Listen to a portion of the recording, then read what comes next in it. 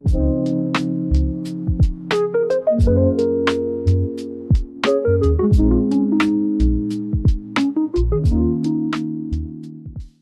you know that your why is supposed to drive your what? Welcome to the Purpose Works Live broadcast. This is your host, Dr. Mitchell. I'm glad that you're here with us today, and we're just going to have just a friendly conversation between you and I. Thinking about that statement, positioning yourself to allow your what to be driven by your why. When you think about your day and you think about what it is you're doing, why are you doing it? When you think about planning your day and going forward or growing forward, as I usually say, why do you do that? Why do you get up in the morning? Why do you dress the way you dress? Why do you speak the way you speak? Why do you pray or why do you not pray? Why do you eat what you eat? When do you eat? Do you think of why it's important to do what it is you need to do and why you do it? Or do you just pick things up along the way?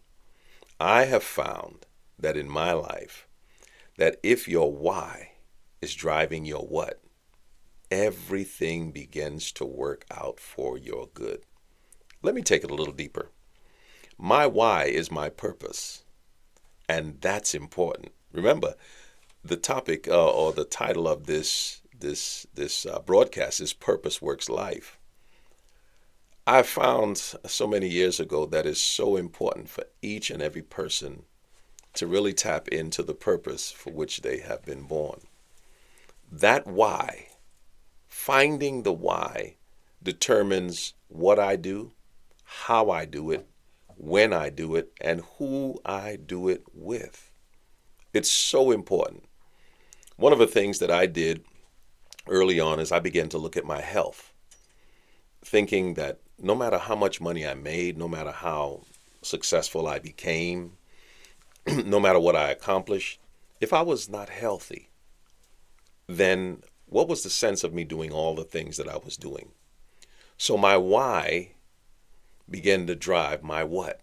What did I do? I began to make a lifestyle change. Now, some of you might not know it, and I don't look like it possibly, but I don't eat anything that walks, swims, fly, can hear, see, or breathe. I'll say that again. I don't eat anything that walks, swims, or flies, can hear, see, or breathe. You might say, whoa, that was hard, that was deep.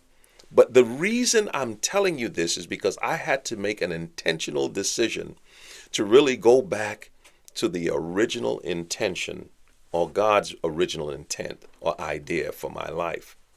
What did he see in the future for me? How did he create me? What did he place on the inside of me? Or what did he place on the inside of you? Because now we're tapping into God's hidden assignments. Did you know that everything he created, he placed an assignment on the inside of? That means you. I mean, I don't have to quote scriptures or anything. All I need to do is tell you that there's something special on the inside of you that needs to come out. The world needs to see it. The world needs to know it. The world needs to hear it. We need you. So what are you doing? If your why is not driving, your purpose is not driving what you do on a daily basis, you're just spinning wheels. You've ever seen anybody that they think they're going forward and they're stuck. And the more that those wheels turn, you dig yourself deeper into this hole that it's hard for you to get out of. If you're lost, if you don't know why you're doing what you're doing, where are you going? I need you to stop right now. Slow down. Take a deep breath. And let's try to work this out together. Why? Because I am committed to your success. What does that look like? You might need some personal one-on-one. That's okay. But right now, let's take advantage of what we do have. I met someone the other day. I was walking through. I took the time to go to the flea market, and it was a Saturday. And I spent about an hour and a half. So I saw someone that was really close to me, and they had someone with them. That person was their fiance. And I spoke to the person. I said, "Hey, good to see you. Uh, what are you doing here?" And so. And they said, "We're just looking for a few things." And I spoke to the young man and I said, "I need you to come see me." He said, "I'm too busy." Now, mind you, that this person is a spiritual daughter. And I'm thinking to myself, "You too busy to speak to me and you want to marry my daughter?" See, there's a misalignment there because you would think, or I would think, that one of the things that is so important for any man is to speak to the person that is considered the father of the person that they want to marry. For me, I don't want to get into the fatherhood conversation yet because I'm still speaking on letting your why drive your what. But in that moment, I was ready to engage him. I said, "We need to speak because I want to know your intention. I want to know where you're going. I want to know where you're taking her. I want to know what you're going to do and what does it look like growing forward." Sometimes, why I said this, somebody probably needed to hear what I just said because sometimes you need another voice to speak for you things that you cannot speak for yourself.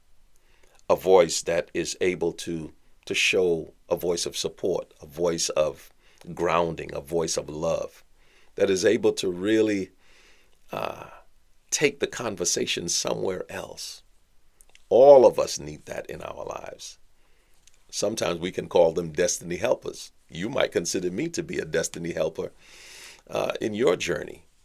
And if so, I am truly honored. So what do?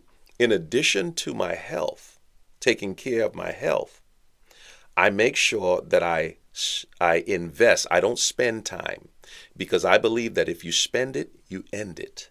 I'll say that again. Same way I don't spend money because if you spend it, you end it. So what I do is I invest time into my personal development.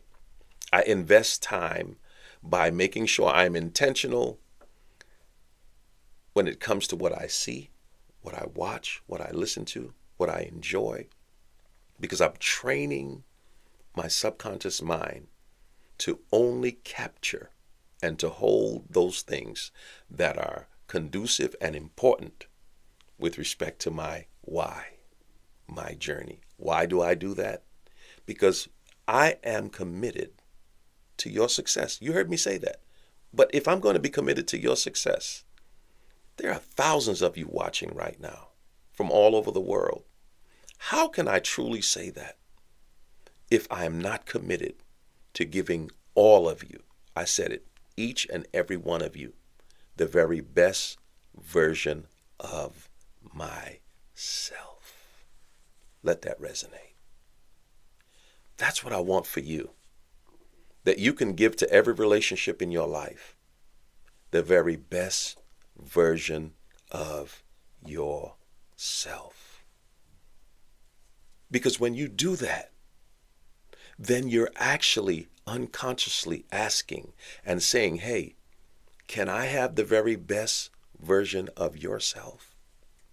Imagine if you could do that in every relationship in your life.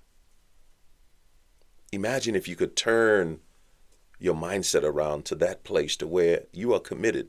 Don't, it doesn't matter what anybody else does, or what anybody else thinks or says. We have to commit. It has to start with you. If I want the best from you, I need to be able to present and to give the best to you. So who I am is not contingent on who you are. It's contingent on who I'm created to be, my why. After all, if I represent the master of the universe, you must know he put his hands to you as he did to me. So what is that saying? You are a masterpiece. So begin to think like one, act like one, live like one. I want to end this part of the segment and go into something else, but I want to say this before I do so. 3 things I need you to do. Number 1, think like a king. Number 2, speak like a prophet. And number three, act like an heir. What did I just say? Think like a king because you are transformed by the renewing of your mind. And you prove your existence, your why, by what happens in your life. Guard what you allow to come in. Speak like a prophet. In other words, make sure your words are intentional. Why? Because you create the world you live in by the words you speak. I'm setting something up just by saying what I just said. And number three, do you remember what that is? Somebody, you can send a line in the chat box there. What was number three? I'm waiting. Act like an heir. In other words, stop begging life to give you anything because everything belongs to you. If you act like an heir, then you get up and you find yourself doing what is responsible and intentional in everything you do, say, and think about. Now, that being said, I want to change where our conversation has gone. I hope you got something out of this today concerning allowing your why to drive your what.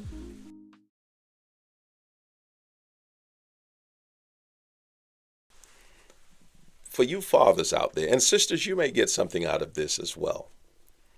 In my book that I am 90 some odd percent finished writing, and as we are putting everything together for our coaching course as well, entitled 52 Weeks to Legendary Fatherhood, I've learned so much through this journey. And I wanted to share with you, there was a question that was asked of me as if I could say one thing that we could start this thing with concerning fatherhood. And it's really knowing how to initiate purposeful conversations.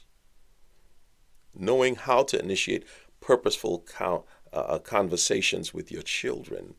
It's so important. I think it really starts with you, though. Asking yourself the question, am I giving all that I can give? Am I at the level where I'm supposed to be? See, because one of the things that we have to address is there is a type of father, parent, if you will, that every child deserves. Are you the type of father? We got to get in there and talk about this, that your child deserves. I know the conversations I've heard and I've had. Well, my father wasn't there for me. My father this, father. But looking back in retrospect, would you say that your children deserve the type of father that you are to them right now? Or are they getting some of what you got? See, the thing about it is you have the power to be the difference and to make the difference. You know what you have gone through. You know what you have missed. If you were to really put yourself in the frame of mind that you want to create children, raise up children that are unstoppable in every area of life, then you have to initiate purposeful conversations, not just conversations that say, how was your day? That's surface stuff.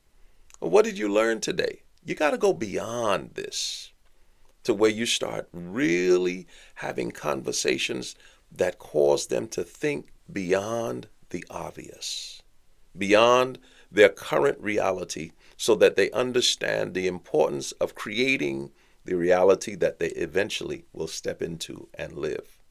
But Dad, you have to be the one that initiates that conversation. And so I'm initiating that conversation with you today. That maybe you and we can talk about parameters and strategies and steps of how you're going to do this, because it looks like this. You got to build a legacy, but before you build a legacy, you got to start with the Lego blocks, if you will, of life. And you got to start where you are. And sometimes that conversation has to be one of transparency, where you share your failures, your pains, your hurts, your fears, but you build on the strengths to allow your children to see that it's okay. It's okay to hurt.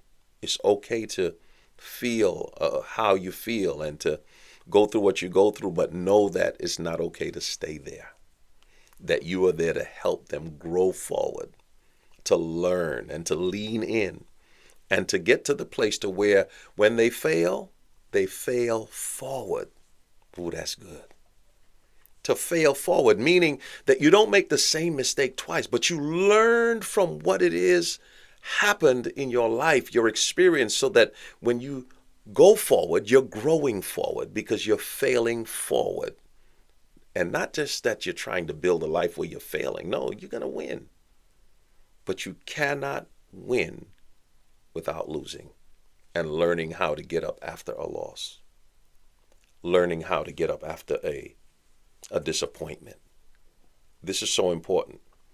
Why I say this is because I recently had to go and support my family in New York City at the passing of one of my cousins. It was a tragic death. He was 38 years young. And one of my family members says, we teach people how to live, but we don't know how to handle this. So, and I'm not trying to be morbid, but I'm just saying loss is a loss. It could be a bad grade and the child is depressed. It could be not winning a game and the child is depressed. It could be not doing something that they thought that you wanted them to do in the way that they needed to do it. Maybe they felt as though they disappointed you. You got to be able to reassure your children that it's okay. I'm here for you. I'll leave you with this. Never chastise a child by using learning apparatuses as punishment. Now that's good. Now, some of you say, what do you mean by that? Don't say you're in trouble, go read a book. You're on punishment. I need you to spend time alone and think about what you did. These are things that we've learned and systems that we've put into play that do not work. Why I say that? Because meditation is important. It should be a powerful time. But also the reading aspect. Imagine if you took the time, dads, just 5 minutes. Read a book to your children. Spend that intimate time with them before they lay down. Find a story that you can really address and share one with another. And watch what happens as you continue to pour into that life.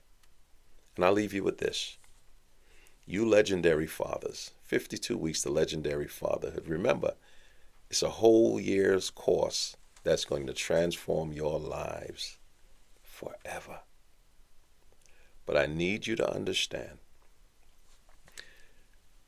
the whole goal will be, one of them, when your work and your play becomes one, then your life will have begun. I'll say it again.